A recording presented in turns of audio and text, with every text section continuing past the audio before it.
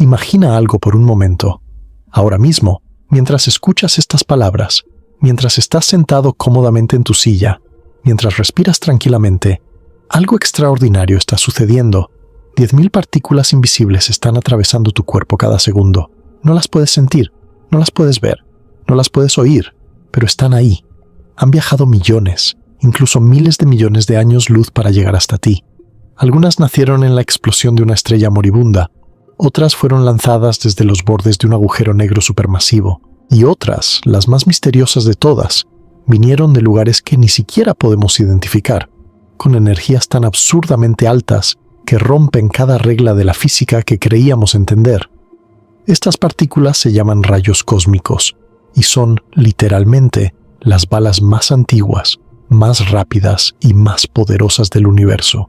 Y en este momento, están disparándote. ¿Qué pasaría si te dijera que una sola partícula, más pequeña que un átomo, puede llevar la misma energía cinética que una pelota de béisbol lanzada a 100 km por hora? Suena imposible, ¿verdad? Suena como ciencia ficción, como algo sacado de una película de Marvel. Pero no lo es. Es real. Fue detectada. Los científicos que la encontraron estaban tan asombrados, tan absolutamente estupefactos, que la llamaron la partícula Oh My God, la partícula Dios mío.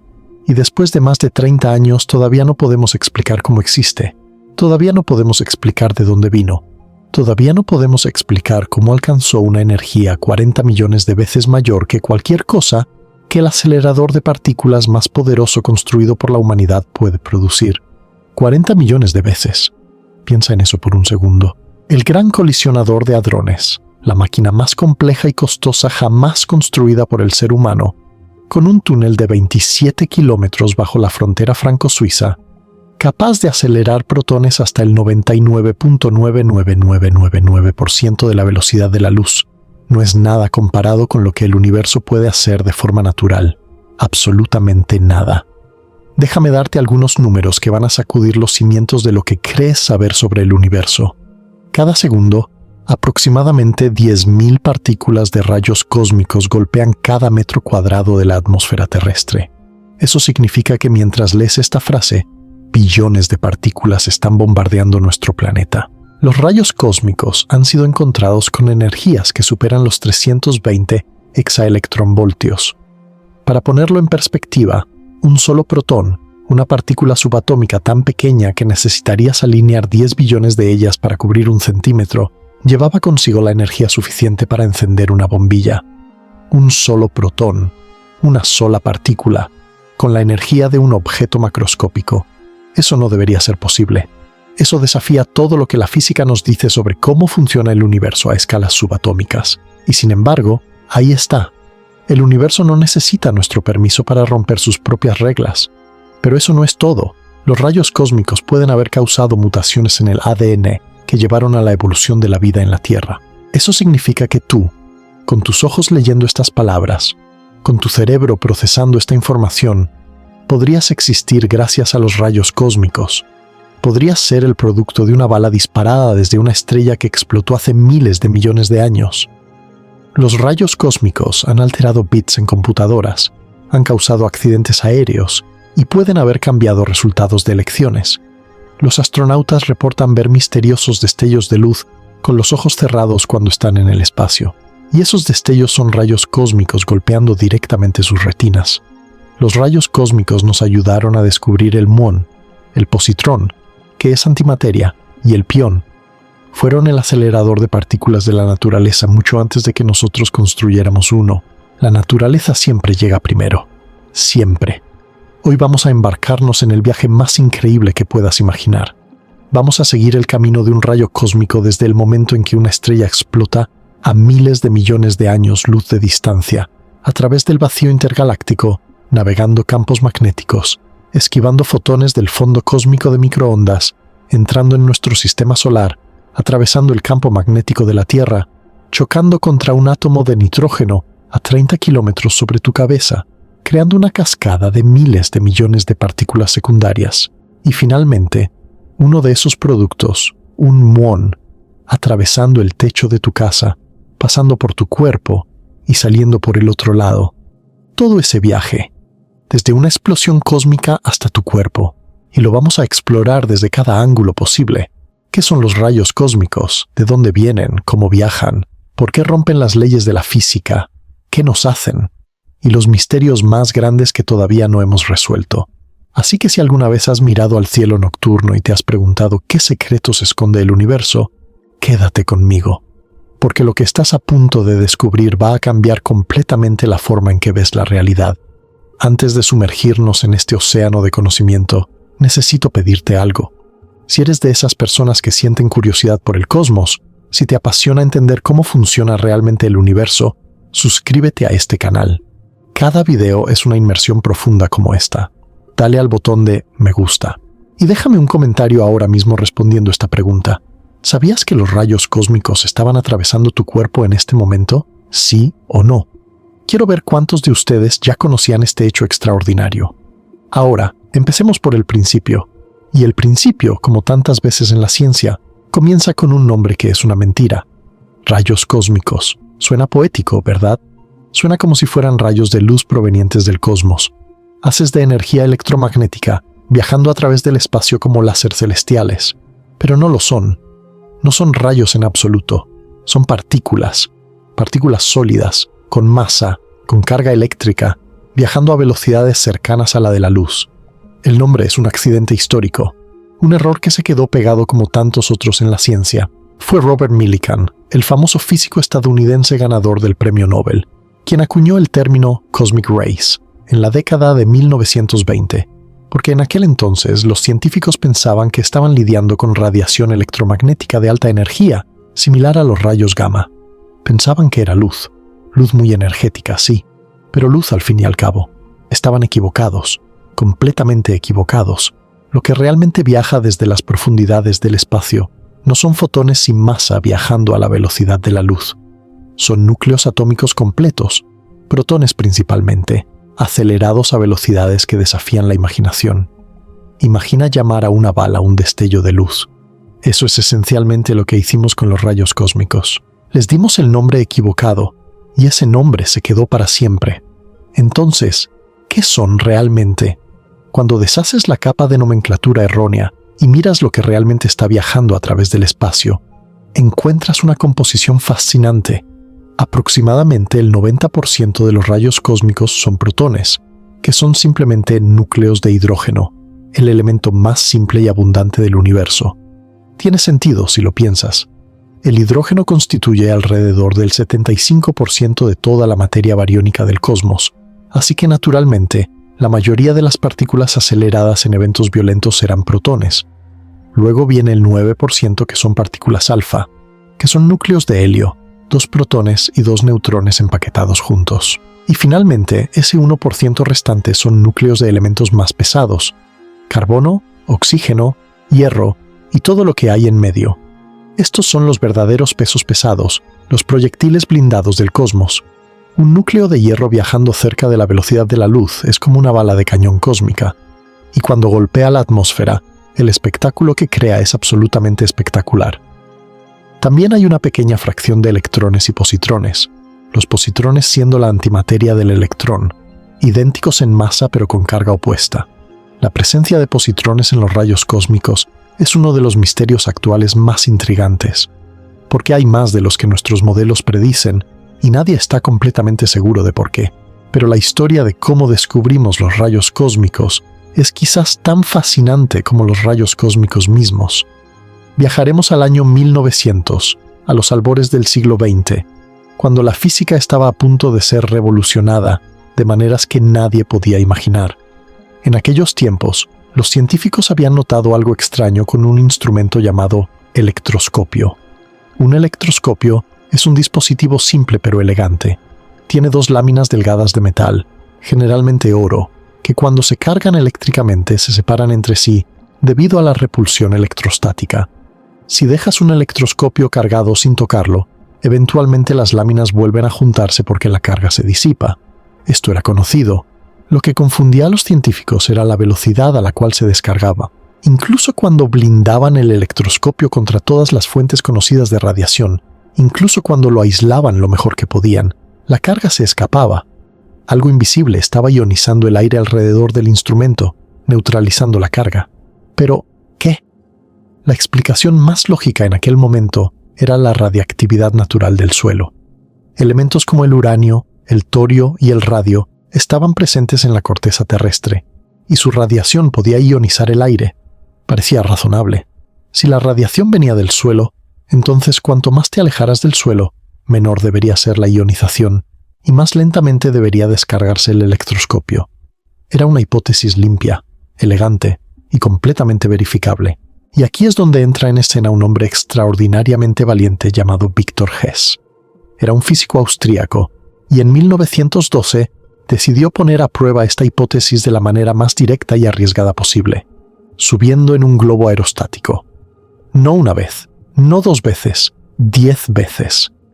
Hess realizó 10 ascensiones en globo entre 1911 y 1912, llevando consigo electroscopios cuidadosamente calibrados. Subióse a altitudes de hasta 5.300 metros, una hazaña considerable en aquella época, cuando los globos aerostáticos eran peligrosos y la tecnología de medición era rudimentaria. En una de sus ascensiones más famosas, el 7 de agosto de 1912, incluso voló durante un eclipse solar casi total, para descartar que la radiación viniera del Sol. Lo que encontró desafió completamente las expectativas. Hasta una altitud de unos 700 metros, la ionización efectivamente disminuía, tal como predecía la hipótesis de la radiactividad terrestre. Pero después de eso, algo inesperado ocurrió. La ionización comenzó a aumentar, y siguió aumentando. A 5.000 metros, la ionización era varias veces más intensa que a nivel del mar. Esto solo podía significar una cosa: la radiación no venía del suelo, venía de arriba, venía del cielo, venía del espacio. Hess lo declaró sin ambigüedades en su artículo de 1912.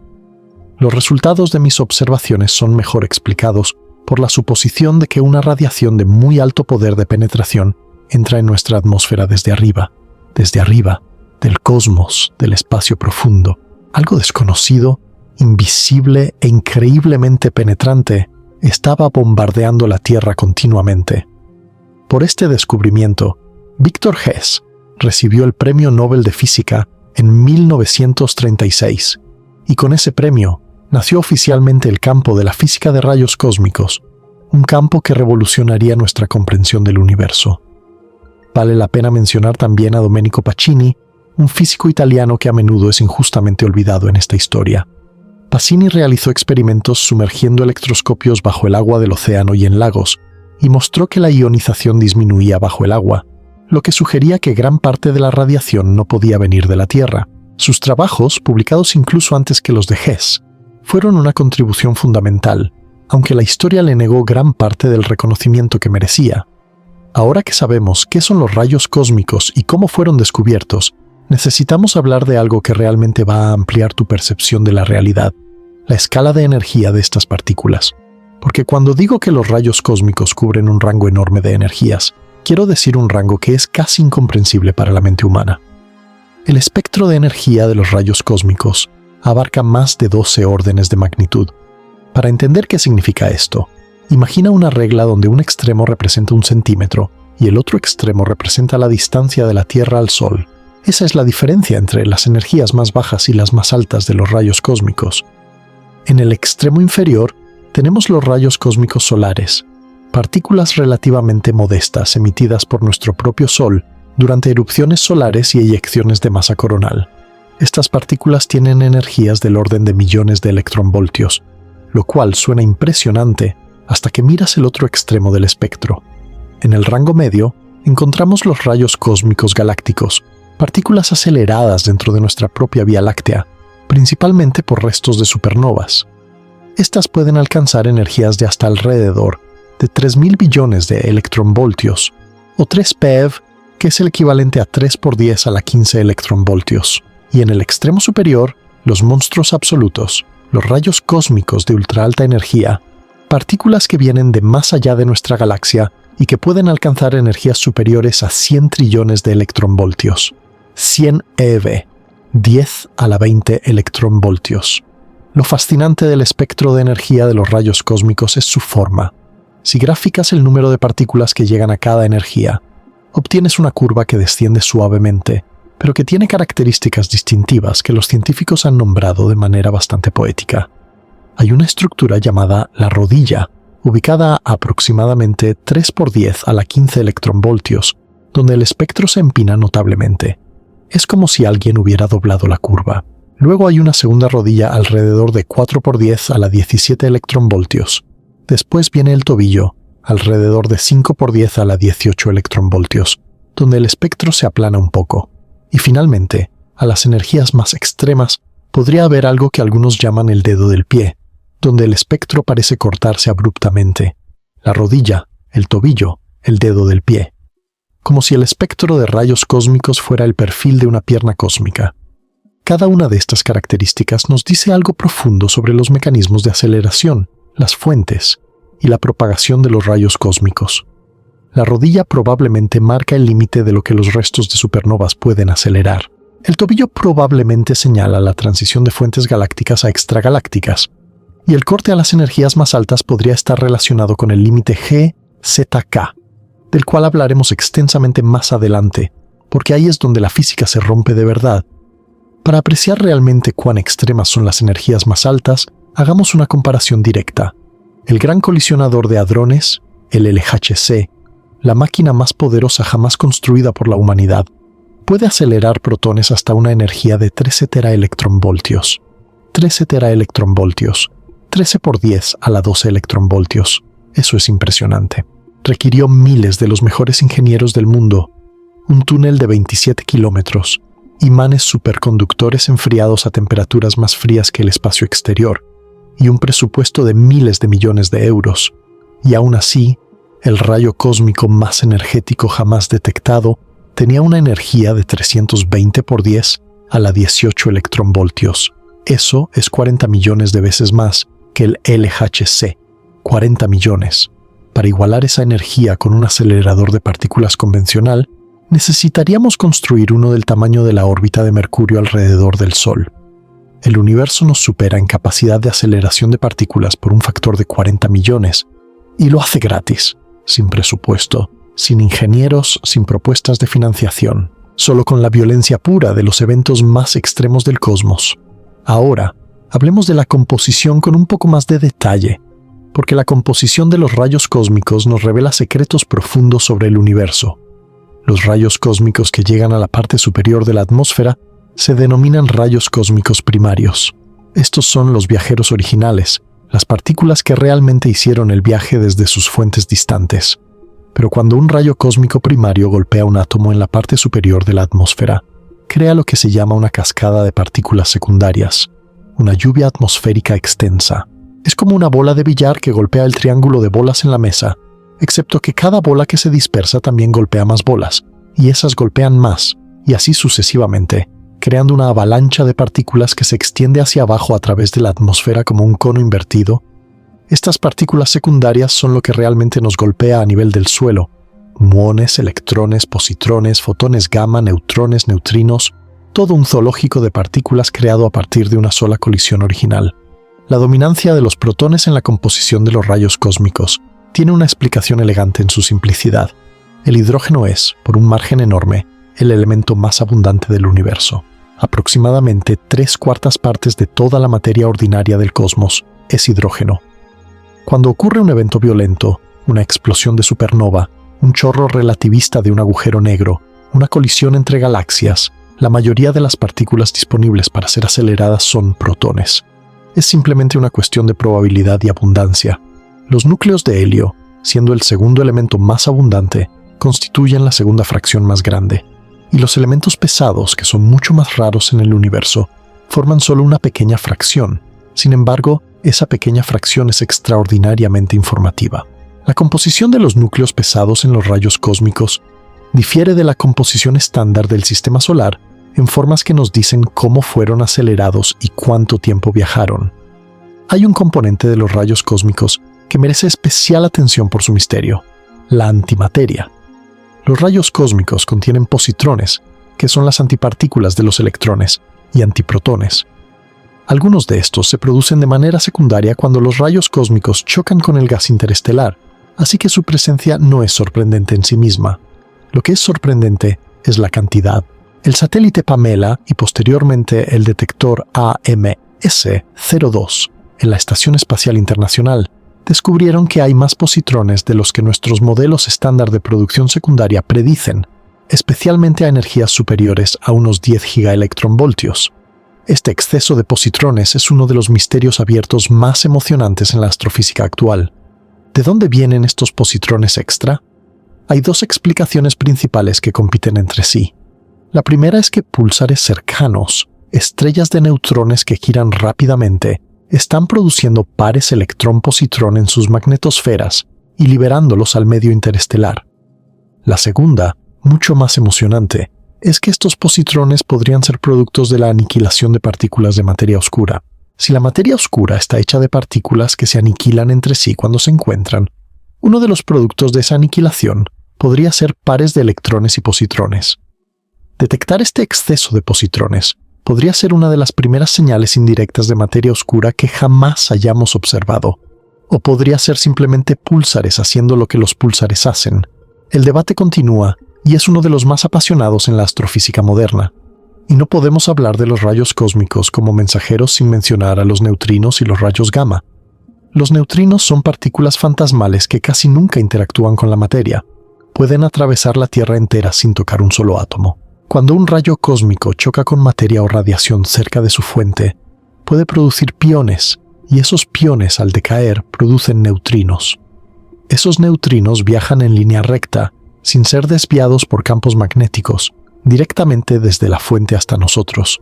Son los mensajeros perfectos, las flechas que señalan exactamente de dónde vinieron los rayos cósmicos. Los rayos gamma funcionan de manera similar, viajando en línea recta y señalando hacia las fuentes.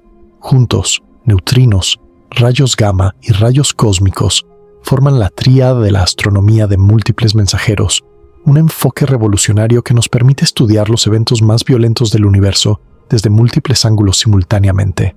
Ahora viene la pregunta que probablemente ha estado quemando en tu mente desde que empezamos. ¿De dónde vienen estas balas? ¿Qué clase de evento cósmico puede lanzar una partícula a casi la velocidad de la luz, con energías que superan cualquier cosa que los humanos podemos crear? La respuesta es que no hay una sola fuente.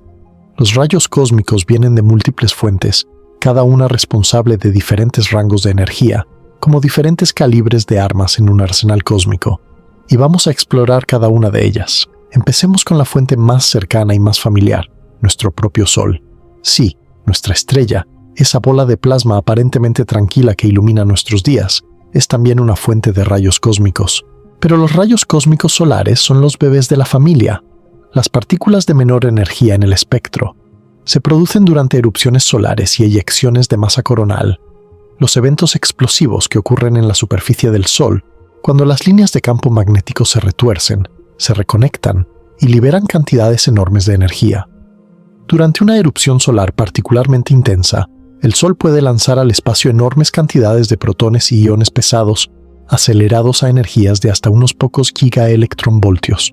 Estos eventos se denominan eventos de partículas energéticas solares y pueden ser peligrosos para los astronautas y para la electrónica de los satélites, pero en términos de energía son absolutamente insignificantes comparados con los monstruos que vienen de más lejos. El Sol tiene un ciclo de actividad de aproximadamente 11 años, durante el cual su actividad magnética crece y decrece. Durante el máximo solar, las erupciones son más frecuentes e intensas, y hay más partículas energéticas solares. Pero aquí hay una paradoja deliciosa. Durante el máximo solar, cuando el Sol lanza más partículas propias, en realidad nos protege mejor de los rayos cósmicos galácticos. Esto se debe a que el viento solar, la corriente constante de partículas cargadas que fluye del Sol en todas direcciones, crea una burbuja magnética alrededor de todo el sistema solar llamada heliosfera. Cuando el Sol está más activo, esta burbuja es más fuerte y más turbulenta, y deflecta más eficientemente los rayos cósmicos galácticos que intentan entrar. Así que durante el máximo solar, recibimos más rayos cósmicos solares de baja energía, pero menos rayos cósmicos galácticos de alta energía. Es un equilibrio cósmico fascinante.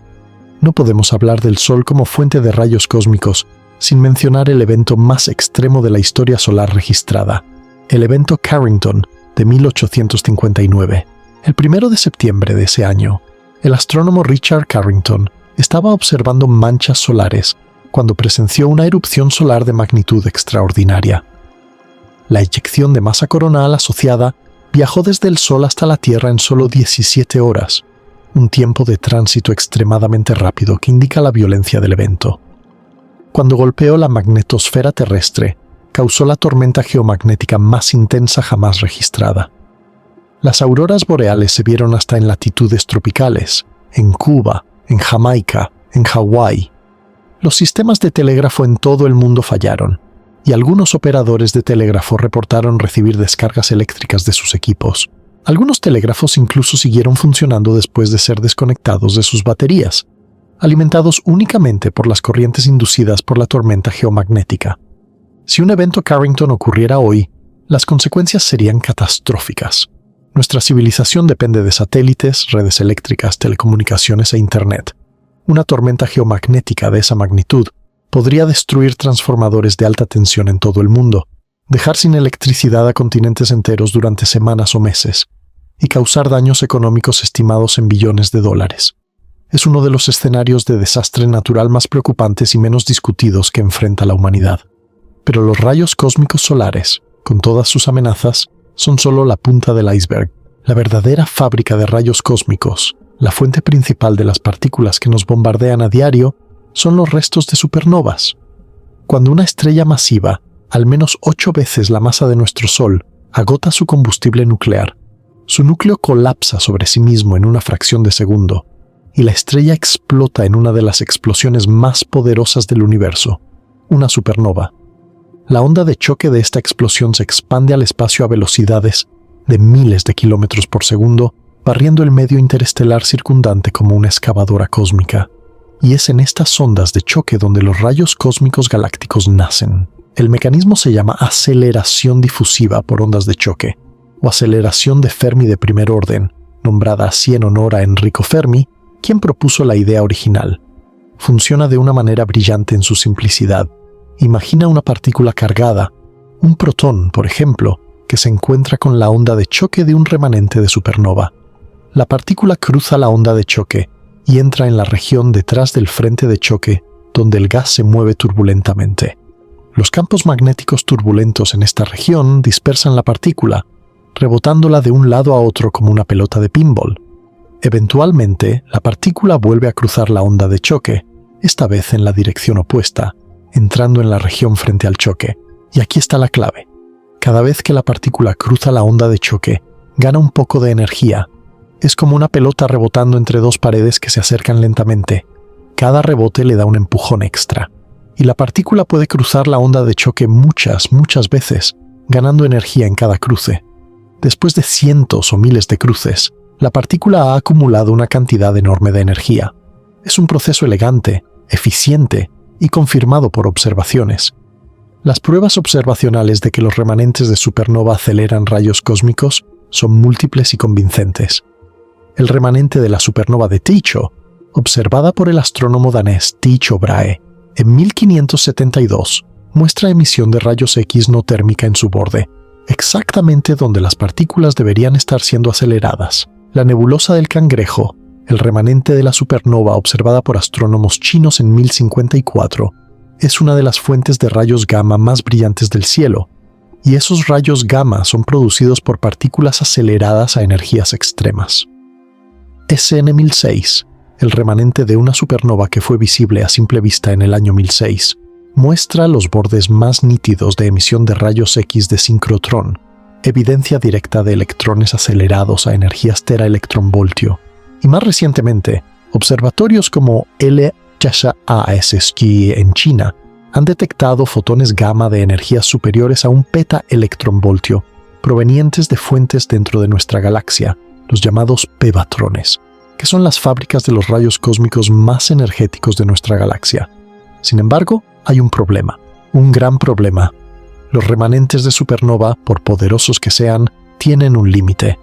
Los cálculos teóricos y las observaciones sugieren que los remanentes de supernova solo pueden acelerar partículas hasta energías de aproximadamente 3 por 10 a la 15 electronvoltios, o 3 PeV. Eso es la rodilla del espectro.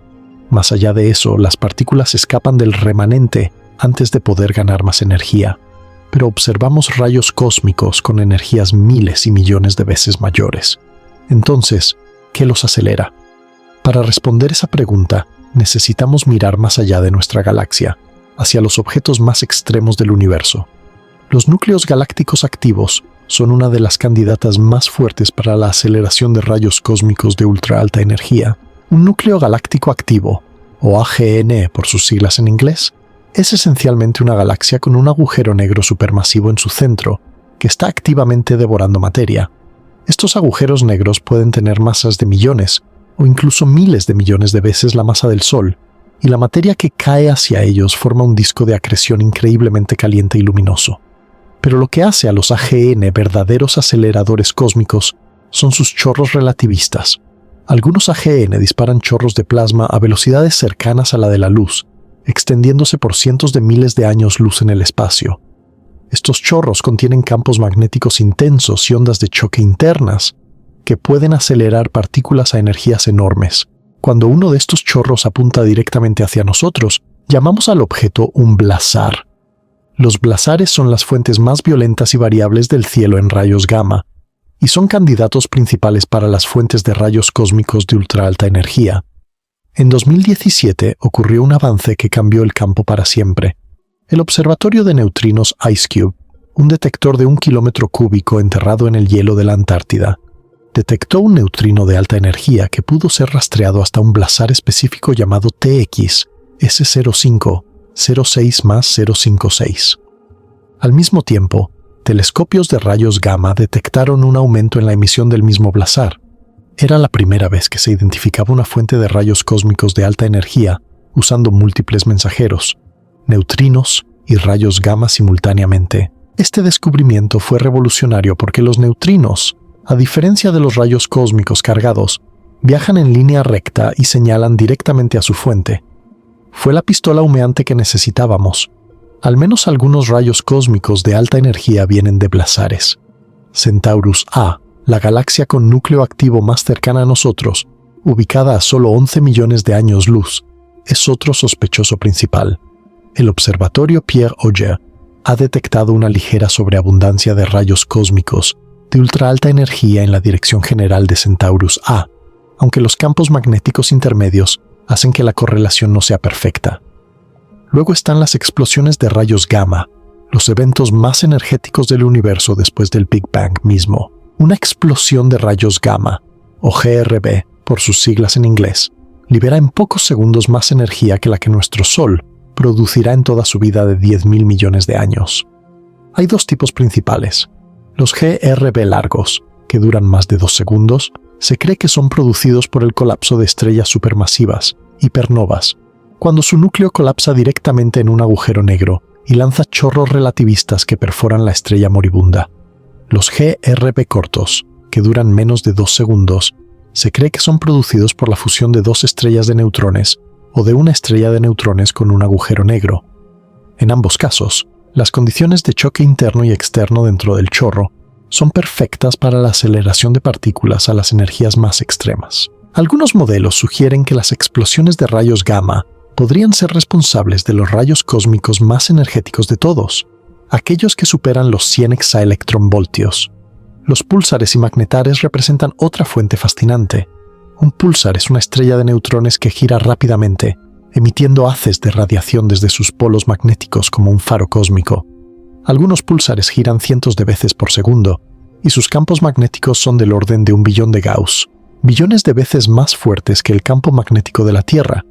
Pero los magnetares llevan esto al extremo absoluto. Un magnetar es una estrella de neutrones con un campo magnético de hasta 1000 billones de Gauss, o 10 a la 15 Gauss. Los campos magnéticos más fuertes conocidos en el universo. Estos campos son tan intensos que a la distancia de la Luna distorsionarían tus átomos y matarían a cualquier ser vivo instantáneamente.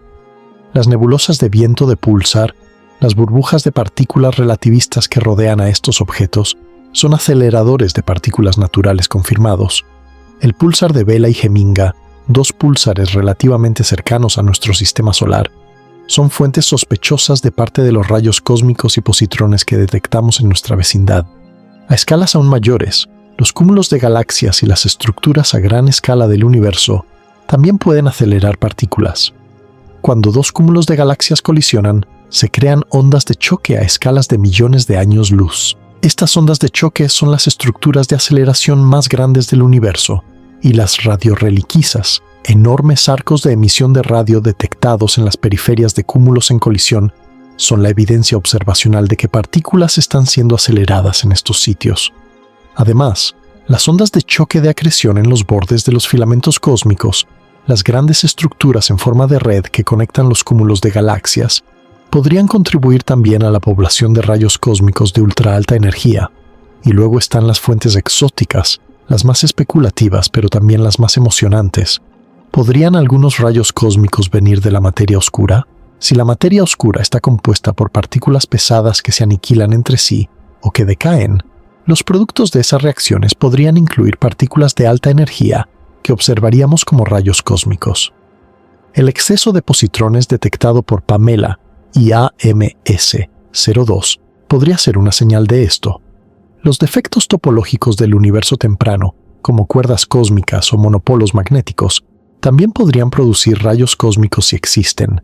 Y las reliquias del Big Bang, como hipotéticos agujeros negros primordiales que se evaporan mediante radiación de Hawking, podrían contribuir con partículas de energías específicas. Estas fuentes exóticas se denominan modelos de arriba hacia abajo, porque empiezan con algo muy masivo que se desintegra en partículas más pequeñas, en contraste con los modelos de abajo hacia arriba, donde partículas normales son gradualmente aceleradas a altas energías. Hemos cubierto de dónde vienen estas balas: supernovas, agujeros negros, los eventos más violentos del cosmos. Pero aquí es donde la cosa se pone realmente loca. ¿Qué pasa cuando estas partículas viajan a través del universo? Rompen las reglas. Hacen cosas que deberían ser imposibles. Quédate conmigo porque lo que viene va a desafiar todo lo que creías saber sobre las leyes de la física. Y por cierto, si estás disfrutando esta inmersión profunda, dale al botón de me gusta. Ayuda al algoritmo a mostrar este contenido a otras mentes curiosas como la tuya. El viaje de un rayo cósmico a través del espacio es todo menos directo. No es una bala viajando en línea recta desde la pistola hasta el objetivo. Es más como una pelota en una máquina de pinball cósmica, rebotando y girando en espiral a través de un laberinto invisible de campos magnéticos. La Vía Láctea tiene un campo magnético. Es débil comparado con los campos que encontramos en la vida cotidiana, solo unos pocos microgauss, pero se extiende a lo largo de toda la galaxia, decenas de miles de años luz de extensión. Y para una partícula cargada como un protón, un campo magnético significa una fuerza que curva su trayectoria. El protón no puede ir en línea recta, está obligado a girar en espiral alrededor de las líneas de campo magnético. El radio de este giro se llama radio de Larmor o radio de giro, y depende de dos cosas: la energía de la partícula y la intensidad del campo magnético. Cuanto más energética es la partícula, mayor es su radio de giro, y más difícil es para el campo magnético desviarla. Para los rayos cósmicos de baja y media energía, este efecto es devastador para cualquier intento de rastrearlos hasta su origen. Sus radios de giro son mucho más pequeños que el tamaño de la galaxia, lo que significa que dan vueltas y más vueltas, rebotando en irregularidades del campo magnético, siguiendo un camino que es esencialmente un paseo aleatorio. Para cuando llegan a nosotros, toda la información sobre su dirección original se ha perdido. Es como intentar determinar de dónde vino una gota de tinta que dejaste caer en un vaso de agua después de que se ha difundido por todo el líquido. Solo los rayos cósmicos de las energías más altas, los de ultra alta energía, tienen radios de giro comparables o mayores al tamaño de la galaxia, lo que significa que apenas son desviados y viajan en trayectorias casi rectas. Solo con estos monstruos energéticos podemos hacer algo parecido a astronomía de rayos cósmicos, señalar hacia atrás y tratar de encontrar de dónde vinieron. El tiempo de tránsito de los rayos cósmicos galácticos es otro hecho alucinante. Aunque viajan a velocidades cercanas a la de la luz, no cruzan la galaxia en una línea recta. Su camino serpenteante a través del laberinto magnético significa que un rayo cósmico puede tardar millones de años en cruzar una galaxia que en línea recta se podría cruzar en 100.000 años a la velocidad de la luz. Sabemos esto por la composición de los rayos cósmicos. Ciertos isótopos radiactivos en los rayos cósmicos, como el berilio 10, actúan como relojes cósmicos. El berilio 10 tiene una vida media de aproximadamente 1.400.000 años. El hecho de que detectemos berilio 10 en los rayos cósmicos nos dice que no viajaron mucho más que unos pocos millones de años antes de llegar a nosotros. Esto es consistente con un modelo de difusión a través de la galaxia. Los rayos cósmicos no son solo pasajeros pasivos en la galaxia, son un componente activo e importante del medio interestelar. Esto es algo que a menudo se pasa por alto, pero que es profundamente significativo. La densidad de energía de los rayos cósmicos en nuestra galaxia es de aproximadamente 1 electronvoltio por centímetro cúbico.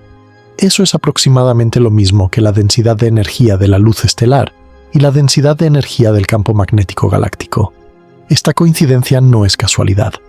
Estos tres componentes están en un equilibrio dinámico, intercambiando energía y ejerciendo presión unos sobre otros. La presión de los rayos cósmicos puede impulsar vientos galácticos, flujos de gas que escapan del disco de la galaxia hacia el halo.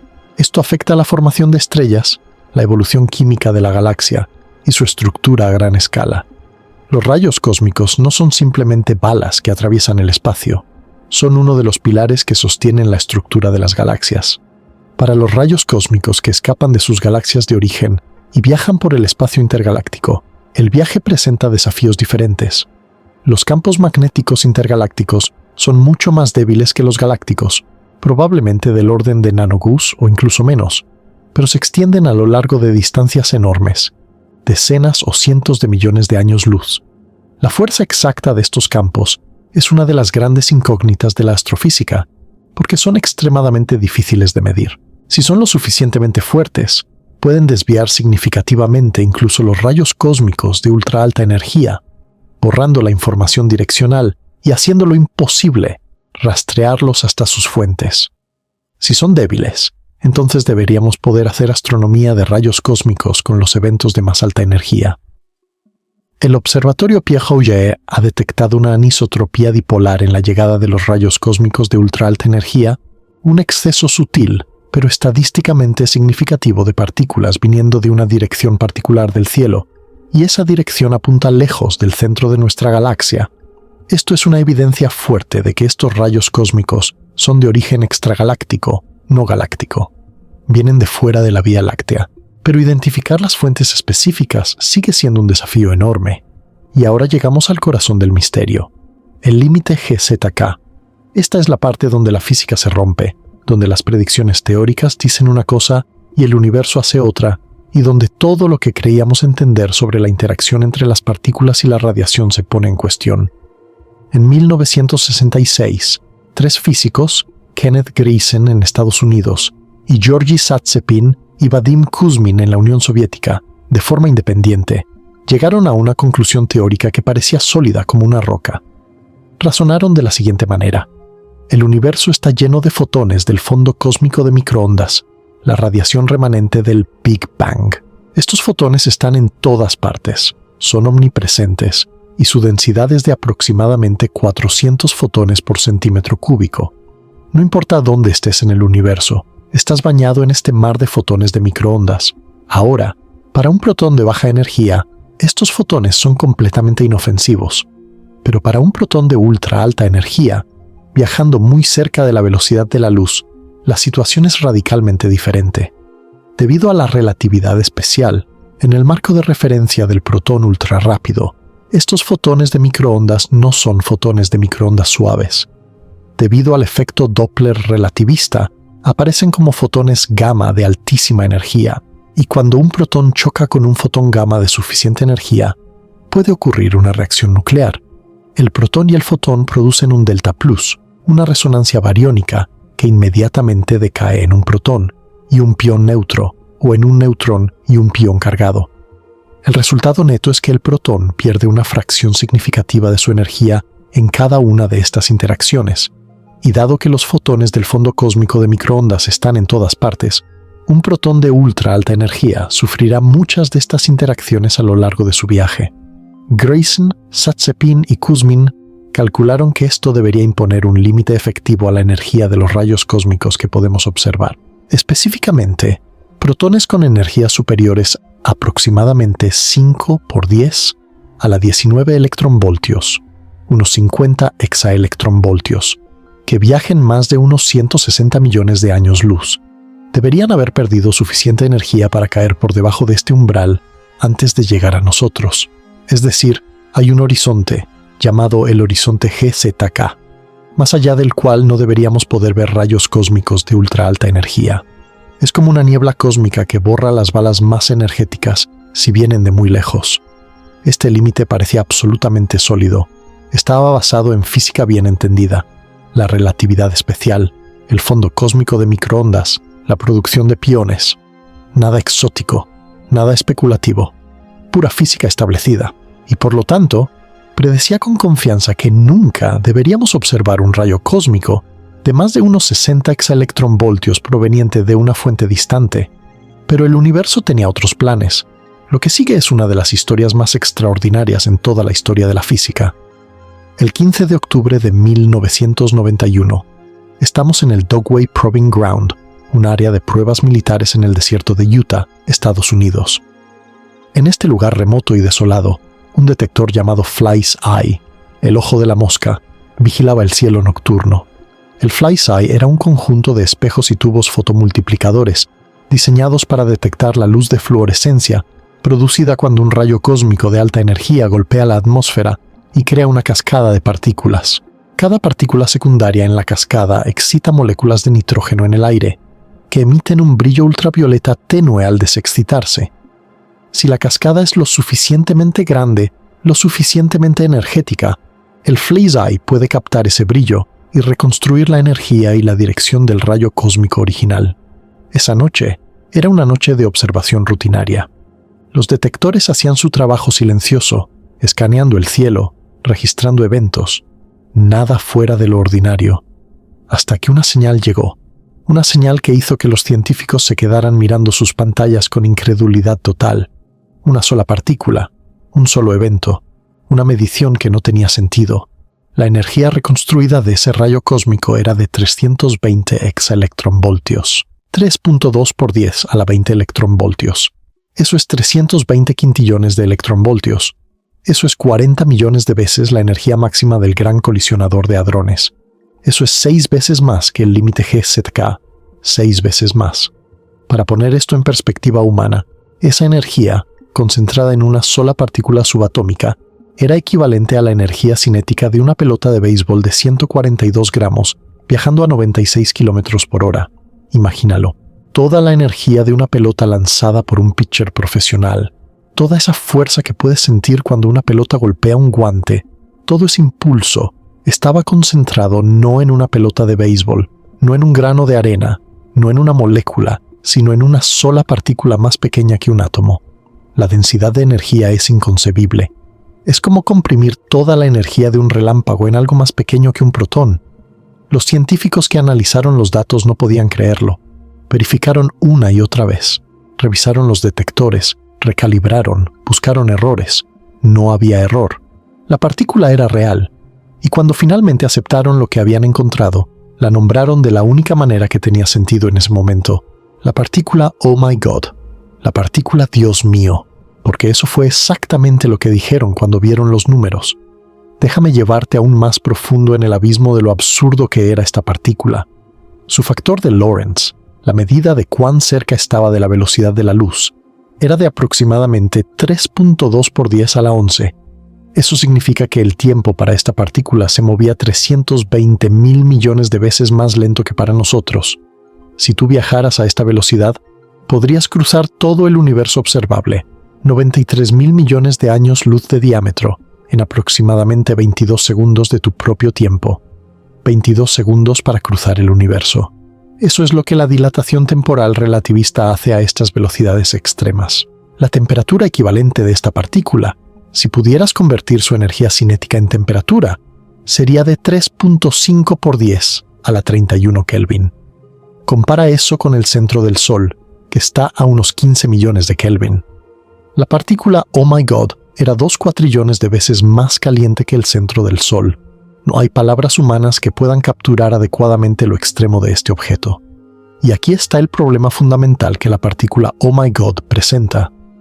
Con esa energía, el límite GZK dicta que debería haber perdido energía rápidamente, interactuando con los fotones del fondo cósmico de microondas.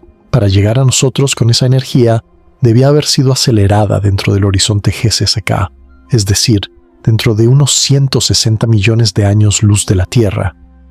Pero cuando los astrónomos miraron en la dirección de donde venía la partícula, en la dirección general de la constelación de Eridanus, no encontraron nada. No había ninguna galaxia poderosa, no había ningún núcleo galáctico activo, no había ningún acelerador cósmico obvio que pudiera haber generado algo así. La partícula venía aparentemente de la nada, un cañón sin cañón, una bala sin arma, un efecto sin causa evidente, y eso ponía sobre la mesa una pregunta que 30 y tantos años después seguimos sin poder responder completamente. ¿Cómo? El problema de la aceleración se puede entender a través de lo que se llama el criterio de Hillas, propuesto por el astrónomo Michael Hillas en 1984. El razonamiento es simple pero poderoso. Para que un objeto cósmico pueda acelerar una partícula cargada hasta cierta energía, debe cumplir una condición. El radio de giro de la partícula debe ser menor que el tamaño del objeto acelerador. Si la partícula gira con un radio mayor que el objeto, simplemente se escapa antes de poder ganar más energía. Esto crea lo que se conoce como el diagrama de Hillas, un gráfico donde un eje es el tamaño del objeto y el otro es la intensidad de su campo magnético. Para alcanzar la energía de la partícula Oh My God, necesitas o un campo magnético extremadamente fuerte, o una región de aceleración enormemente grande, o ambos. Cuando miras el diagrama, muy pocos objetos cósmicos están en la región correcta. Los núcleos galácticos activos más poderosos están en el límite. Los lóbulos de las radiogalaxias gigantes podrían alcanzarlo, quizás los chorros de las explosiones de rayos gamma, pero ninguno de estos objetos fue encontrado en la dirección de la partícula Oh My God. El misterio permanece. Y como si una partícula imposible no fuera suficiente, sucedió de nuevo. El 26 de mayo de 2021, aunque el descubrimiento no se publicó hasta 2023, el detector Telescope Array, también en Utah, detectó otra partícula que desafiaba el límite GZeTA. Su energía era de aproximadamente 244 exaelectronvoltios. No tan extrema como la partícula Oh My God, pero aún así muy por encima del límite GZK. Los científicos la nombraron Amaterasu, en honor a la diosa japonesa del sol en la mitología sintoísta, una elección poética y significativa.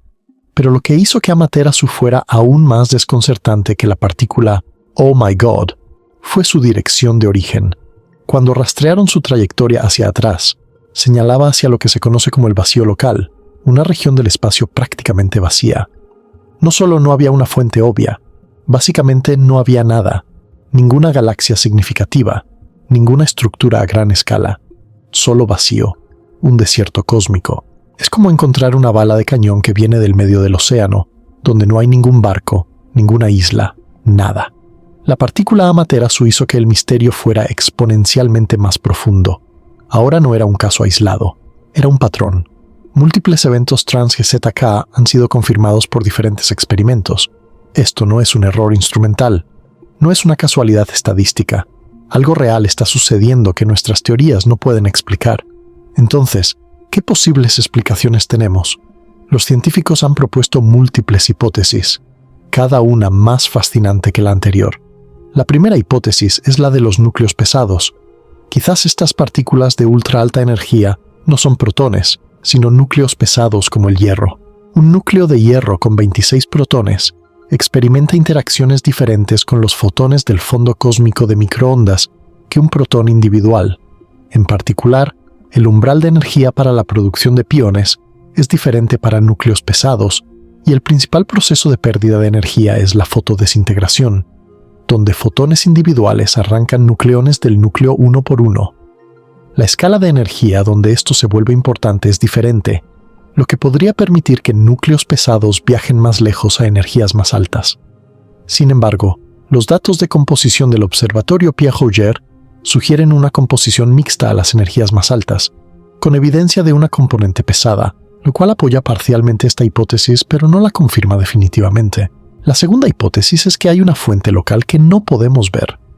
Un acelerador oscuro. Quizás hay un objeto cósmico increíblemente poderoso en nuestra vecindad cósmica que no emite suficiente luz para que lo detectemos, pero que es perfectamente capaz de acelerar partículas a energías trans-GZK. Esto suena improbable, pero no es imposible. Podría haber fuentes transitorias que estuvieron activas brevemente y ya no lo están, o fuentes que aceleran partículas eficientemente pero no producen mucha radiación electromagnética. La tercera hipótesis involucra los campos magnéticos. Quizás la fuente sí está ahí, pero los campos magnéticos intermedios doblaron la trayectoria de la partícula lo suficiente como para que no señale hacia atrás al lugar correcto. Si los campos magnéticos galácticos e intergalácticos son más fuertes de lo que pensamos, la deflexión podría ser significativa incluso para estas partículas de ultra alta energía. La cuarta hipótesis es la más emocionante y radical: nueva física. Quizás las reglas de la relatividad especial, las reglas que subyacen al cálculo del límite QZK, no son exactamente correctas a energías extremas. Algunas teorías de gravedad cuántica predicen que la invariancia de Lorentz, el principio fundamental de la relatividad especial que dice que las leyes de la física son las mismas para todos los observadores inerciales, podría violarse a energías suficientemente altas. Si la invariancia de Lorentz se viola, el umbral de energía para la producción de piones podría cambiar, y el límite GZK podría desplazarse o desaparecer por completo. Esto explicaría por qué observamos partículas por encima del límite, pero también significaría que uno de los pilares de la física moderna tiene grietas. Los límites actuales de las observaciones de rayos cósmicos no han encontrado evidencia de violación de la invariancia de Lorentz, pero las mediciones no son lo suficientemente precisas para descartar violaciones pequeñas que aún podrían ser significativas a las energías más extremas. La quinta hipótesis sugiere partículas exóticas. ¿Qué pasa si la partícula Oh My God no era un protón en absoluto? ¿Qué pasa si era una partícula completamente nueva, desconocida, que no interactúa con los fotones del fondo cósmico de microondas de la misma manera? Si existiera una partícula neutral, o con propiedades de interacción diferentes, podría viajar distancias enormes sin perder energía. La sexta hipótesis es el modelo Z-burst. Neutrinos de ultra alta energía podrían interactuar con neutrinos relictos del Big Bang para producir partículas de alta energía cerca de nosotros. Y la séptima son los modelos de arriba hacia abajo. Materia oscura super heavy que se desintegra o defectos topológicos que liberan partículas. Cada una de estas hipótesis tiene problemas. Ninguna es completamente satisfactoria, y eso es lo que hace que este sea uno de los misterios abiertos más fascinantes de toda la física. Ahora, cambiemos de escala. Desde las profundidades del espacio intergaláctico, volvamos a casa. Porque la Tierra no está indefensa frente a este bombardeo constante. Nuestro planeta tiene un sistema de defensa extraordinario, múltiples capas de protección que nos mantienen vivos frente a esta lluvia incesante de partículas de alta energía. Y entender estas capas de protección no es solo interesante académicamente, es crucial para nuestra supervivencia como especie y para nuestros planes de explorar el espacio. La primera capa de defensa es la heliosfera. Nuestro Sol, con toda su violencia ocasional, es también nuestro guardián principal contra los rayos cósmicos galácticos. El viento solar, esa corriente constante de partículas cargadas que fluye del Sol a velocidades de entre 300 y 800 km por segundo, crea una burbuja magnética alrededor de todo el sistema solar. Esta burbuja se extiende hasta aproximadamente 120 unidades astronómicas del Sol, que es unas 4 veces la distancia de Neptuno. Es una estructura enorme y actúa como un escudo magnético que deflecta y desacelera los rayos cósmicos galácticos de menor energía. Las sondas Voyager 1 y Voyager 2, lanzadas en 1977, cruzaron el borde de esta burbuja, la heliopausa, en 2012 y 2018 respectivamente. Cuando lo hicieron, midieron un aumento dramático en la intensidad de los rayos cósmicos galácticos, confirmando directamente que la heliosfera efectivamente los bloquea parcialmente. La efectividad de este escudo varía con el ciclo solar de 11 años. Durante el máximo solar, la heliosfera es más turbulenta y más efectiva en desviar rayos cósmicos galácticos. Durante el mínimo solar, es más tranquila y más permeable. Esto crea una anticorrelación entre la actividad solar y la intensidad de los rayos cósmicos galácticos que llegan al sistema solar interior. Más actividad solar, menos rayos cósmicos galácticos, y viceversa. Hay también un efecto dramático pero temporal llamado disminución de Forbush. Cuando una eyección de masa coronal del Sol pasa por la Tierra, la nube de plasma magnético puede temporalmente barrer los rayos cósmicos galácticos del vecindario, causando una disminución repentina en su intensidad que puede durar varios días. Es como si el Sol lanzara ocasionalmente un pulso extra de protección. La segunda capa de defensa es la magnetosfera terrestre. La Tierra genera un campo magnético dipolar gracias a las corrientes de convección en su núcleo exterior líquido de hierro y níquel. Este campo magnético se extiende miles de kilómetros al espacio y crea una burbuja protectora alrededor del planeta. Las partículas cargadas que se acercan a la Tierra son deflectadas por este campo, forzadas a seguir las líneas de campo magnético en lugar de penetrar directamente hacia la superficie. Muchas partículas quedan atrapadas en zonas específicas llamadas cinturones de radiación de Van Allen, descubiertos en 1958 por James Van Allen usando los primeros satélites estadounidenses.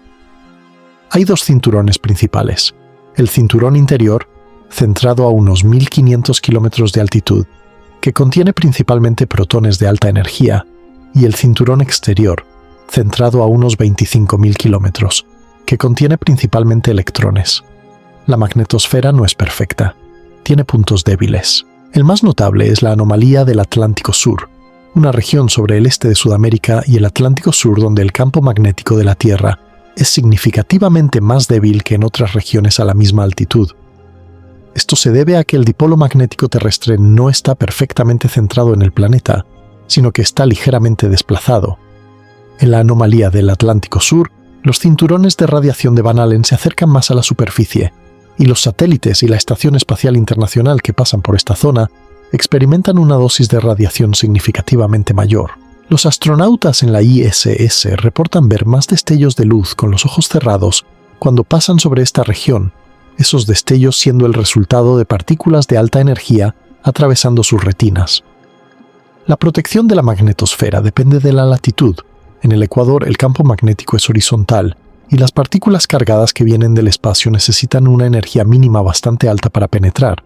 En los polos las líneas de campo son verticales y las partículas pueden seguirlas hacia abajo con mucha más facilidad. Esto se cuantifica con lo que se llama la rigidez de corte geomagnético, que varía desde unos 15 gigavoltios en el ecuador hasta prácticamente cero en los polos. Es por esto que las auroras boreales y australes ocurren en las regiones polares. Son las zonas donde las partículas cargadas del viento solar y los rayos cósmicos pueden penetrar más fácilmente hasta la atmósfera superior, excitando átomos de nitrógeno y oxígeno que luego emiten la luz característica de las auroras. La tercera capa de defensa es la atmósfera. Incluso si un rayo cósmico logra penetrar la heliosfera y la magnetosfera, todavía tiene que enfrentarse a la enorme masa de aire que nos rodea. La atmósfera terrestre equivale, en términos de poder de frenado, a aproximadamente 10 metros de agua o 1 metro de plomo. Es un escudo formidable. Y cuando un rayo cósmico de alta energía golpea un átomo en la parte superior de la atmósfera, a unos 30 kilómetros de altitud, ocurre algo espectacular: una lluvia atmosférica extensa. El proceso funciona así.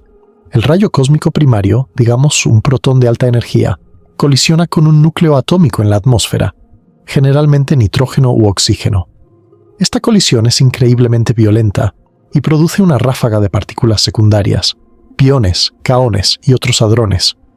Los piones neutros decaen casi instantáneamente en 2 fotones gamma. Esos fotones gamma producen pares electrón-positrón. Esos electrones y positrones emiten más fotones gamma por radiación de frenado.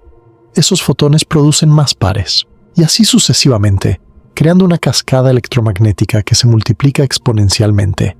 Simultáneamente, los piones cargados y los kaones producidos en la colisión original interactúan con más núcleos atmosféricos o decaen, produciendo muones y neutrinos.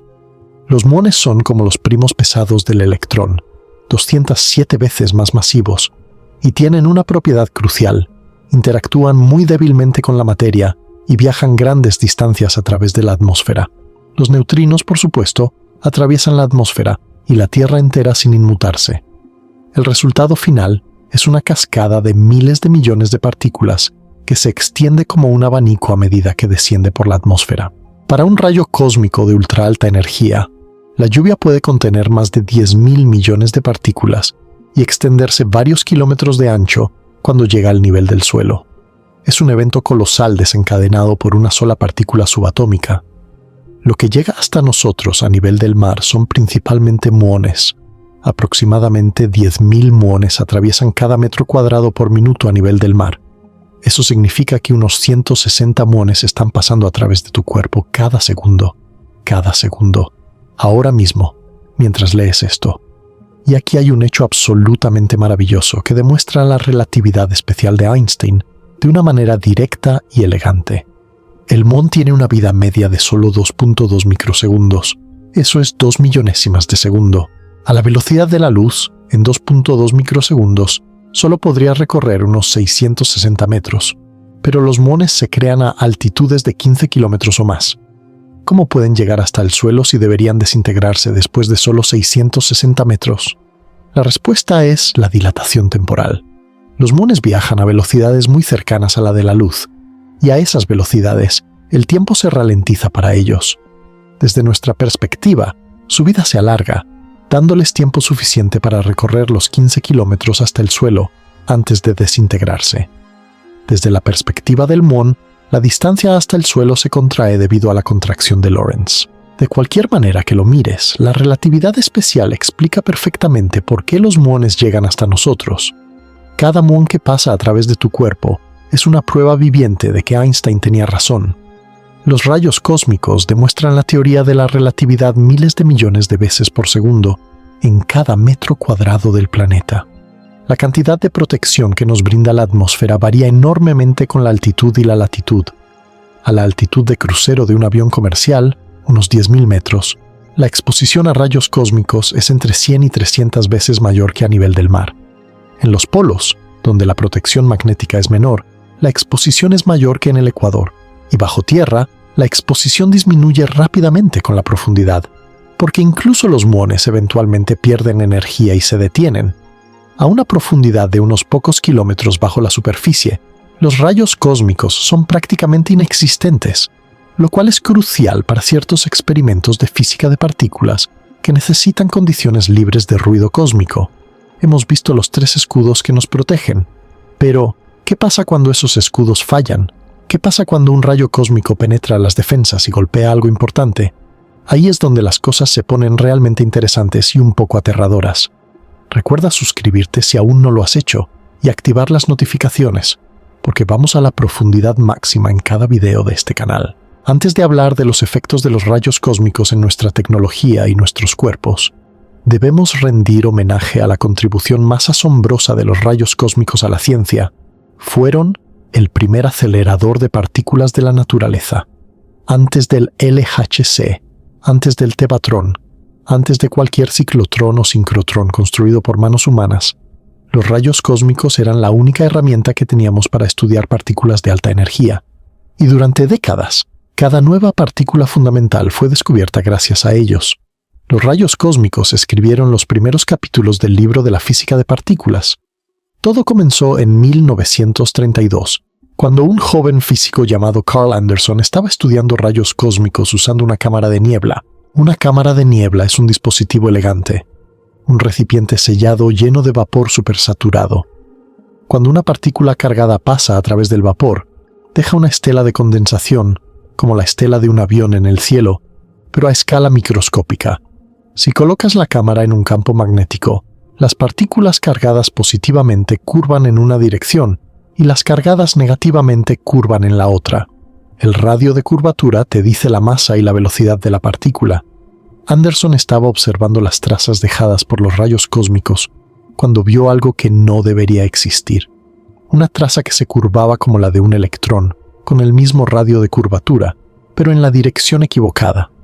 La partícula tenía la misma masa que un electrón pero carga positiva. Anderson había descubierto el positrón, la antipartícula del electrón. Antimateria. Era la primera observación directa de antimateria en la historia de la ciencia. Paul Dirac había predicho teóricamente su existencia unos años antes, basándose en su ecuación cuántico-relativista del electrón, pero verlo con sus propios ojos, en una cámara de niebla alimentada por rayos cósmicos, fue algo completamente diferente. Los rayos cósmicos nos revelaron que por cada partícula de materia en nuestro universo existe un gemelo de antimateria, que la mitad del espejo de la materia había estado oculta de nuestros libros de texto. Anderson recibió el Premio Nobel de Física en 1936 por este descubrimiento, compartiendo el premio con Victor Hess, el descubridor de los rayos cósmicos mismos. 2 premios Nobel en un solo año, ambos por rayos cósmicos. Eso dice algo. 4 años después, en 1936, Anderson volvió a hacer historia, esta vez junto con Seth Nethermeyer. Estudiando más trazas de rayos cósmicos, encontraron una partícula que era más pesada que un electrón pero más ligera que un protón. Su masa era aproximadamente 207 veces la del electrón. No encajaba en ninguna categoría conocida. No era un electrón, no era un protón, no era un neutrón. Era algo completamente nuevo. Inicialmente se la confundió con la partícula que Hideki Yukawa había predicho teóricamente, como la portadora de la fuerza nuclear fuerte, la partícula que mantenía unido al núcleo atómico. Pero pronto quedó claro que esta nueva partícula no interactuaba fuertemente con los núcleos atómicos, como debería hacerlo la partícula de Yukawa. Era algo diferente. El físico Isidor Isaac Rabi, al enterarse del descubrimiento, pronunció una de las frases más memorables en la historia de la física. ¿Quién ordenó eso? Nadie había pedido esta partícula. Nadie la necesitaba. No resolvía ningún problema teórico. Simplemente estaba ahí, existiendo, desconcertante. Esta partícula era el muón, y su descubrimiento abrió la puerta a la segunda generación de partículas fundamentales, revelando que la naturaleza era mucho más compleja de lo que nadie había imaginado. La verdadera partícula de Yukawa fue encontrada en 1947 por Cecil Powell y su equipo, usando una técnica diferente: emulsiones fotográficas expuestas a rayos cósmicos a gran altitud. Las emulsiones fotográficas son como placas de película especialmente diseñadas que registran las trazas de partículas cargadas con una resolución extraordinaria. Powell y sus colegas llevaron estas emulsiones a los Pirineos y a los Andes, a altitudes donde la intensidad de los rayos cósmicos era mucho mayor que a nivel del mar. En las emulsiones encontraron una partícula que sí interactuaba fuertemente con los núcleos atómicos, que tenía la masa correcta predicha por Yukawa y que decaía en muones. Era el pión, el mesón pi, el portador de la fuerza nuclear fuerte, la partícula que mantiene unidos a los protones y neutrones en el núcleo atómico. El pión viene en 3 variedades: pi plus con carga positiva, pi minus con carga negativa y pi cero, neutro. Cecil Powell recibió el Premio Nobel de Física en 1950 por el desarrollo del método de emulsiones fotográficas y por el descubrimiento del pión. Otro Nobel gracias a los rayos cósmicos. Pero la cosecha de descubrimientos no se detuvo ahí. En 1947, el mismo año del pión, George Rochester y Clifford Butler en Manchester descubrieron algo aún más extraño en sus cámaras de niebla: trazas en forma de V que aparecían aparentemente de la nada, partículas que se materializaban sin una fuente visible, decayendo en 2 partículas que dejaban una traza en forma de V invertida. Las llamaron partículas V, y resultaron ser los primeros ejemplos de lo que se conocería como partículas extrañas. Estas partículas, los kaones y las lambdas, tenían un comportamiento paradójico. Se producían rápidamente en las colisiones, lo que sugería que la fuerza nuclear fuerte estaba involucrada en su creación, pero decaían lentamente, lo que sugería que la fuerza débil era responsable de su destrucción. Esta asimetría era profundamente desconcertante. Murray Gell-Mann resolvió el acertijo introduciendo un nuevo número cuántico que llamó, con apropiada franqueza, extrañeza. Las partículas extrañas llevaban extrañeza, que se conservaba en las interacciones fuertes pero no en las débiles. Este concepto fue un paso crucial hacia el modelo de quarks, la teoría que describe los protones, neutrones y todas las demás partículas hadrónicas como compuestas por quarks. Gell-Mann, junto con George Zweig, propuso el modelo de quarks en 1964 y Gell-Mann recibió el Premio Nobel en 1969. Y todo comenzó con trazas extrañas en cámaras de niebla alimentadas por rayos cósmicos. Los rayos cósmicos también revelaron partículas Xi y Sigma, bariones con múltiples quarks extraños, y dieron las primeras pistas de partículas con el quark encantado. Incluso en las décadas de 1970 y 1980, cuando los aceleradores de partículas habían tomado la delantera en la física de partículas, los rayos cósmicos seguían ofreciendo sorpresas. Los llamados eventos Centauro, interacciones anómalas detectadas en emulsiones fotográficas expuestas a rayos cósmicos a gran altitud, mostraban patrones de producción de partículas que no coincidían con ningún modelo estándar. En estos eventos, Se producían muchos hadrones, pero casi ningún pión neutro, algo que no debería ocurrir según la cromodinámica cuántica convencional. Aunque todavía se debaten, estos eventos siguen siendo un misterio sin resolver. La física de rayos cósmicos sigue siendo relevante hoy para la física de partículas, y no solo como curiosidad histórica. Uno de los misterios más intrigantes de la actualidad se conoce como el rompecabezas del muón. Cuando medimos las lluvias atmosféricas extensas producidas por rayos cósmicos de ultra alta energía, consistentemente encontramos más muones de los que nuestras simulaciones predicen, no un poco más, entre 30 y 80% más. Este exceso ha sido confirmado por múltiples experimentos independientes, Pierre Auger, Cascade Grand y otros. Algo en nuestra comprensión de las interacciones hadrónicas a energías extremas está fundamentalmente incompleto. Nuestros modelos de cómo los quarks y gluones interactúan a las energías más altas no están captando algún aspecto crucial de la física. ¿Qué falta? ¿Hay nuevas partículas que se producen a estas energías? ¿Hay cambios en la cromodinámica cuántica que no hemos considerado? ¿Hay efectos colectivos en la materia nuclear densa que no comprendemos? El rompecabezas del muón es una ventana abierta a nueva física, y los rayos cósmicos son la única herramienta que tenemos para sondearla, porque ningún acelerador terrestre puede alcanzar estas energías.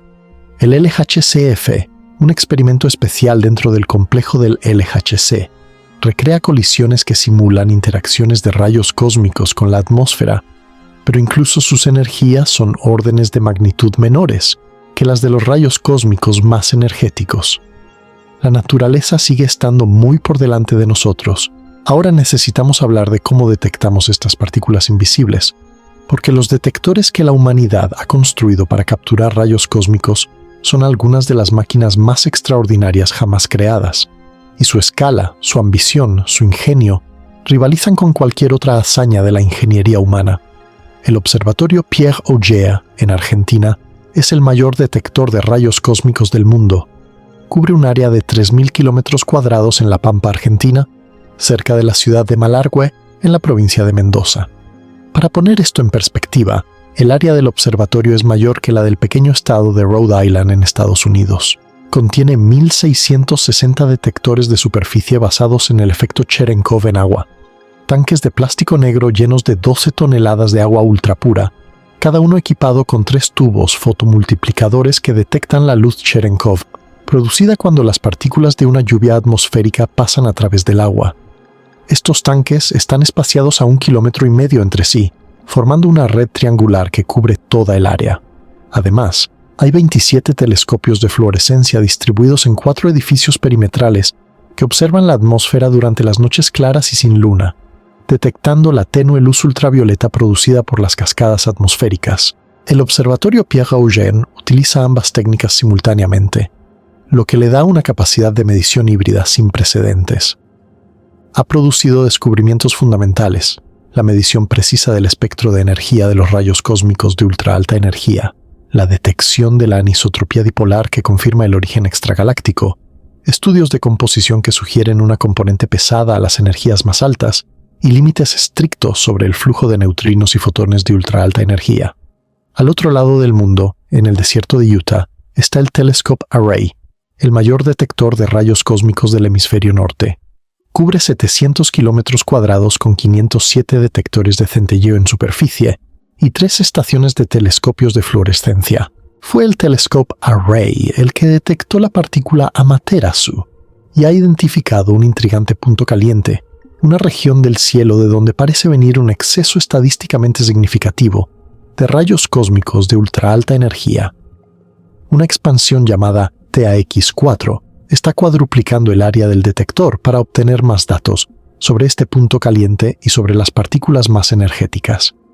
En el espacio, el espectrómetro magnético alfa, AMS-02, es un detector de partículas de $2.000 millones montado en el exterior de la Estación Espacial Internacional desde 2011.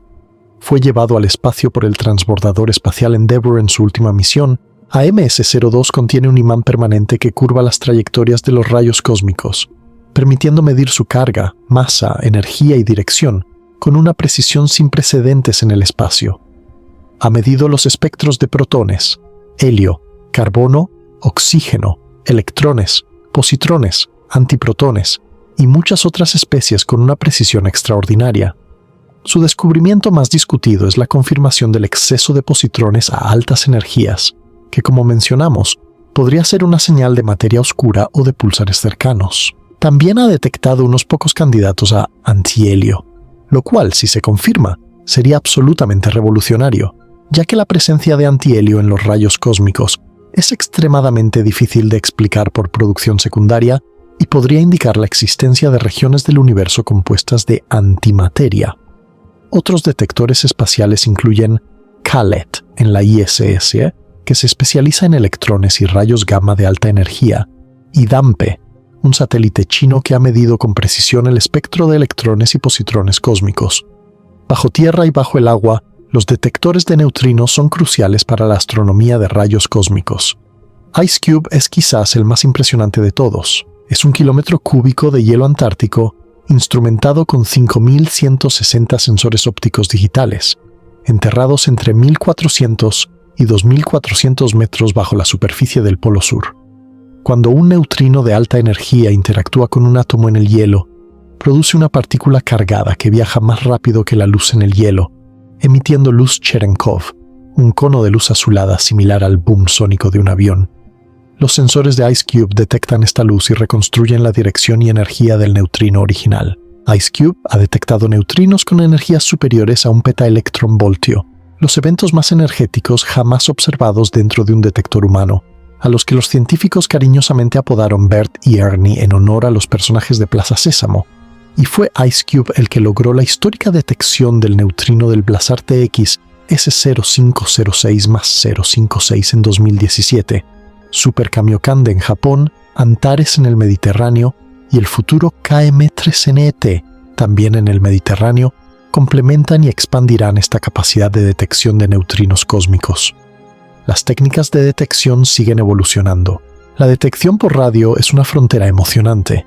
Cuando una lluvia atmosférica se desarrolla, la separación de cargas en el campo magnético terrestre y el exceso negativo de carga producen pulsos de radio que pueden ser detectados por antenas.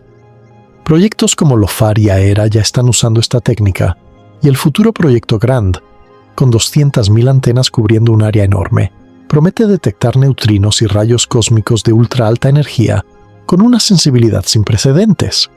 En el espacio, la misión propuesta POEMA utilizaría 2 satélites para observar la Tierra desde la órbita, detectando las lluvias atmosféricas desde arriba, lo que proporcionaría un área efectiva de detección colosal. Y hay algo que quizás no esperabas. Tú puedes detectar rayos cósmicos en casa. Una cámara de niebla se puede construir con materiales simples: un acuario de vidrio, alcohol isopropílico, hielo seco y un poco de paciencia.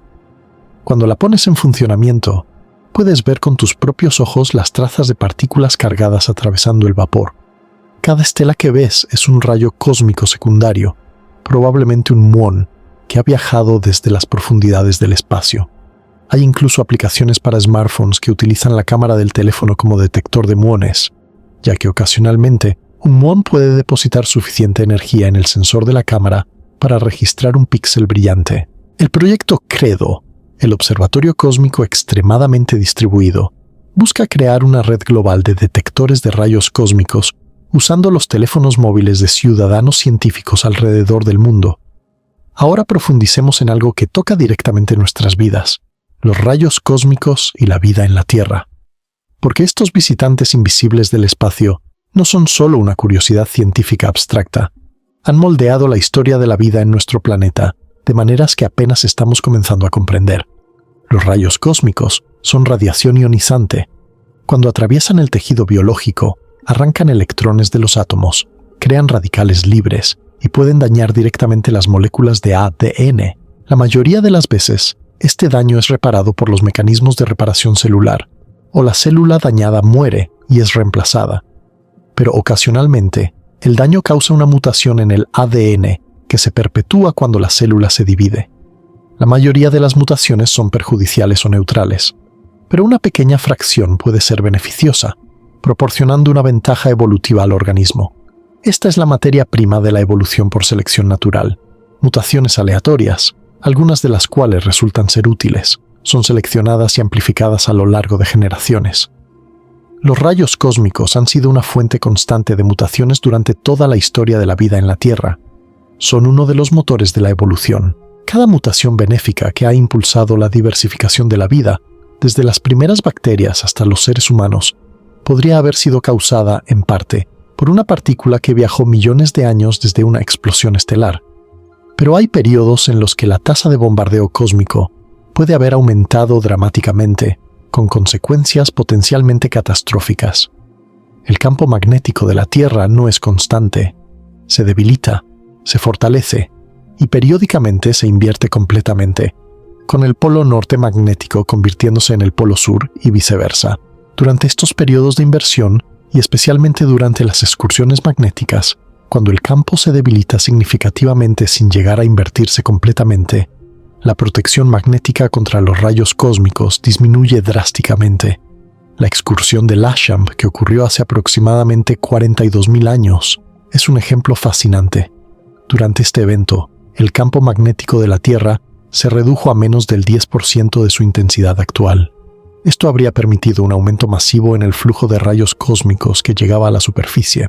Investigaciones recientes han propuesto la hipótesis de que este aumento de radiación cósmica, combinado con cambios en la química atmosférica y el clima, podría haber contribuido a la extinción de los neandertales y a la desaparición de la megafauna australiana. Esta hipótesis, conocida como el evento Adams, es controvertida y está lejos de ser probada definitivamente, pero abre una ventana fascinante a cómo los eventos cósmicos pueden tener consecuencias directas en la evolución de la vida terrestre.